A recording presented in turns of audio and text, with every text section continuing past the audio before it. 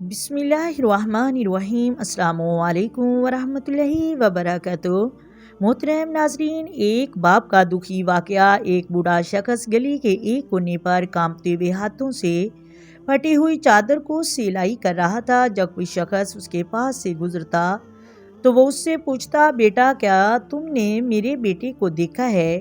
ایک دن ایک نوجوان اس بابا جی کے پاس آیا، قریب پاس آ کر بیٹھا اور پوچھا کہ بابا آپ کا بیٹا کہاں ہے؟ آپ بار بار پوچھتے ہیں کہ میرا بیٹا کہاں ہے۔ تو بابا جی نے کہا، میرا بیٹا مجھے تنہا چھوڑ کر چلا گیا ہے، یہ کہہ کر چلا گیا کہ میں ابھی آ رہا ہوں تجھے لینے۔ 3 دن گزر گئے ہیں لیکن ابھی تک نہیں آیا۔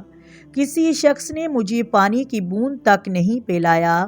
بابا جی اپنا دکھ اس نوجوان کو سنا رہا تھا اور اس کہنے لگا کہ اے بیٹا، میری آخری خواہش میرے بیٹے کو بتا دینا۔ میرے بیٹے کو کہنا، جب بھی میری قبر پہ آنا تو روتے ہوئے نہ آنا بلکہ مسکراتے ہوئے آنا، کیونکہ اس وقت تیرے آنسو صاف کرنے کے لیے میرے ہاتھ نہیں ہوں گے، تو قبر کے اندر بھی مجھے سکون نہیں آئے گا کہ میرا بیٹا رو رہا ہے۔ رات کا وقت تھا، سکون کا عالم تھا۔ مسجد نبوی کے قریب سے ایک درد بھری آواز گونجی کہ یا اللہ، میں نے تیرے دیے ہوئے امتحان پر صبر کیا، میری اولاد کی طرف سے جو درد ملے قبول کیے۔ یہ اپنی اولاد کے لیے سب کچھ کھو دیا، مگر آج وہی اولاد مجھے دھدکار کر چلی گئی۔ ادھر سے سیدنا عمر فاروق رضی اللہ تعالی عنہ مدینے کی گلیوں میں گشت کر رہے تھے تو بابا جی کی یہ دل دہلا دینے والی آواز سن کر رک گئے اور ان کے پاس گئے اور پوچھا تو اس نے کہا کہ میں وہ بدبخت باپ ہوں جس نے اپنی جوانی اولاد کے لیے قربان کی، مگر آج اس اولاد نے مجھے گھر سے باہر نکالتے ہوئے کہا کہ ابا، ہم تمہاری بوجھ کو برداشت نہیں کر سکتے۔ میری اولاد نے میرے ساتھ اچھا سلوک نہیں کیا، میرے ساتھ وہ سلوک ہوا جو ظالم آقا اپنے غلام کے ساتھ کرتا ہے۔ حضرت عمر نے اس سے پوچھا، بابا تمہارا نافرمان بیٹا کہاں ہے؟ مجھے اس کے پاس لے چلو۔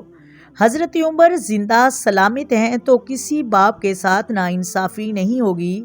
بابا نے ساتھ والے گھر کے دروازے کی طرف اشارہ کیا۔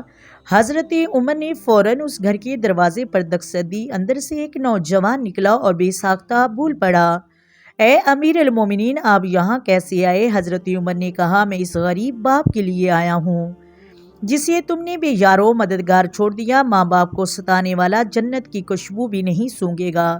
یہ سنتے ہی نوجوان نے ہاتھ جوڑے اور کہا کہ بابا کے قدموں میں ہاتھ رکھتے ہوئے فرمایا، مجھے بابا جی معاف کر دیجئے، بہت بڑی غلطی ہوگی، آج کے بعد میں آپ کی نافرمانی نہیں کروں گا۔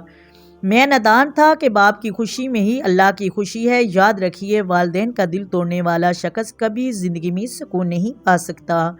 امید کرتی ہوں آپ کو ویڈیو کی سمجھ آ گئی ہوگی۔ اگر ویڈیو اچھی لگے ویڈیو کو لائک کریں، شیئر کریں اور چینل کو سبسکرائب کریں۔ آئیں مل کر آقا دو عالم نور مجسم سرور کائنات صلی اللہ علیہ وآلہ وسلم کی ذات پر درود و سلام کے نذرانے پیش کریں۔